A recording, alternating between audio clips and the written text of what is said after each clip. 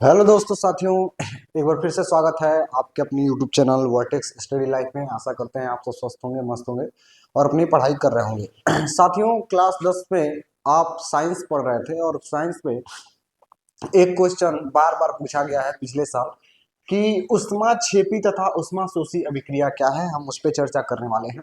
बहुत ही आसान तरीके से हम इसको सॉल्व करेंगे और इनके जो उदाहरण है उनको भी हम देखेंगे, क्योंकि यह जो अभिक्रिया है ऊष्माशोषी, ऊष्माक्षेपी और विस्थापन, द्विविस्थापन अभिक्रिया, ये बहुत ही इंपॉर्टेंट है।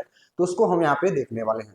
तो अगर आप चैनल पे नए होंगे तो चैनल को सब्सक्राइब कर दीजिएगा, लाइक कर दीजिएगा और ज़्यादा से ज़्यादा अपने दोस्तों के पास शेयर कर दीजिएगा, जिससे आप मिनटों में यह जो टॉपिक है उसको समझ सकें। बहुत ही आसान है, बस आप हमसे जुड़े रहिए और देखिए कितनी जल्दी आप यहीं पर तुरंत आप इसको याद कर सकते हैं। ट्रिक क्या होता है और ट्रिक से याद करने का क्या तरीका है, ये सारा हम यहाँ पे चर्चा करेंगे। तो बिना किसी देरी के स्टार्ट करते हैं, ठीक है ना। तो ऊष्माक्षेपी पहले ले लेते हैं। ऊष्माक्षेपी अभिक्रिया, अभिक्रिया ऊष्माक्षेपी शब्द से आप क्या मतलब रखते हैं। ऊष्माक्षेपी अभिक्रिया उसे कहते हैं जिस अभिक्रिया में ऊष्मा प्राप्त होती है, उस अभिक्रिया को हम क्या कहते हैं, ऊष्माक्षेपी अभिक्रिया कहते हैं। अभी ठंडी का समय चल रहा है तो सभी लोग क्या करते हैं, सभी लोग आग जलाते हैं, ठीक है। आग को भाई तापते हैं सभी लोग।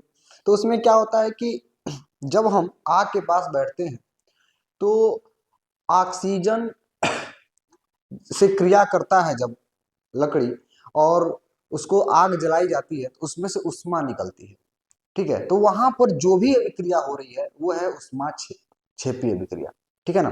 एक तरीके से समझिएगा, वह अभिक्रिया वह अभिक्रिया जिसमें जिसमें उष्मा निकलती हो। देखिएगा लिखा है उष्मा छेपी, छेपी का मतलब होता है निकलना, उष्मा निकलना, उष्मा छेपी, छेपी का मतलब है निकलना। अर्थात तो वह अभिक्रिया जिसमें उष्मा निकलती है उस अभिक्रिया को कहते हैं उष्मा छेपी अभिक्रिया। लिखेंगे वह अभिक्रिया,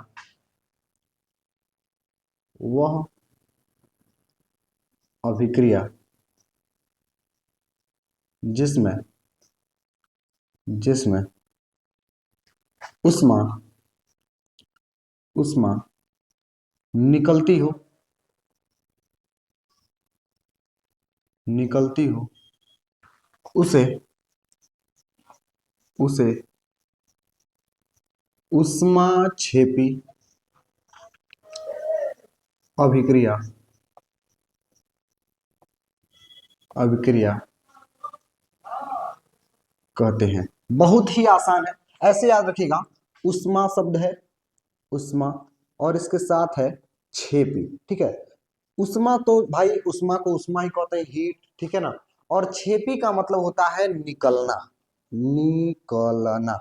यानी जिस अभिक्रिया में उष्मा बाहर निकलती है वो सारी अभिक्रियाएं क्या कहलाती हैं, उष्मा छेपी अभिक्रिया कहलाती है। जैसे एग्जांपल में खाना बनता है तो गैस में जो भी आप देखते हैं सिलेंडर में कौन सी एलपीजी होता है, और एलपीजी जब ऑक्सीजन से क्रिया करता है तो उसमें जलता है, और जलने के बाद उसमें से ऑक्सीजन गैस, ऑक्सीजन करें तो उसमें से हीट जो है वो बाहर निकलता है। तो वहां पर भी जो अभिक्रिया हो रही है वह अभिक्रिया क्या है, उष्मा छेपी, यानी उष्मा जिसमें से बाहर निकल जाए वह अभिक्रिया उष्मा छेपी अभिक्रिया कहलाती है।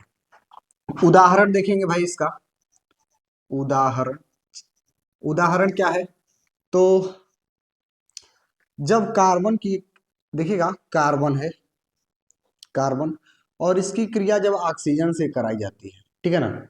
कार्बन की क्रिया जब हम ऑक्सीजन से कराते हैं, यही होता है ना भाई कि कार्बन की क्रिया जब है ऑक्सीजन से कराई जाती है तो क्या बनता है, कार्बन डाई ऑक्साइड, और अधिक मात्रा में क्या करता है, ऊर्जा या उष्मा, ठीक है ना, बाहर की तरफ निकलता है। तो यह कौन सी अभिक्रिया कहलाती है, ये जो अभिक्रिया है यह अभिक्रिया कहलाती है उष्मा छेपी अभिक्रिया। जब कार्बन, कार्बन का मतलब क्या है, आपको पता है कि जितनी भी लकड़ियां होती हैं उसमें कार्बन की मात्रा पाई जाती है। तो एक्चुअल में जो लकड़ी है उसको हम कार्बन कह सकते हैं। और जब उसकी क्रिया ऑक्सीजन से कराई जाती है, जलाई जाती है, जलाने का मतलब क्या है कि वह ऑक्सीजन से क्या करता है, क्रिया करता है। तो आपको पता है कि जब हम लकड़ी को जलाते हैं तो उसमें से कार्बन डाइऑक्साइड गैस धुएं के रूप में निकलता है और अधिक मात्रा में हीट मिलता है, जिसको हम ठंडियों में उपयोग करेंगे।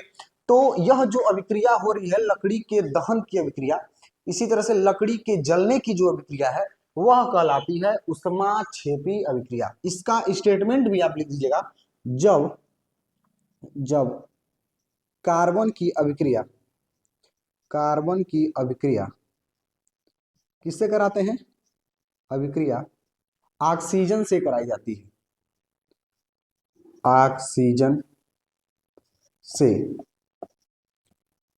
कराई जाती है, कराई जाती है। तो तो carbon dioxide, carbon dioxide तथा ऊष्मा प्राप्त होता है, ऊष्मा प्राप्त होता है।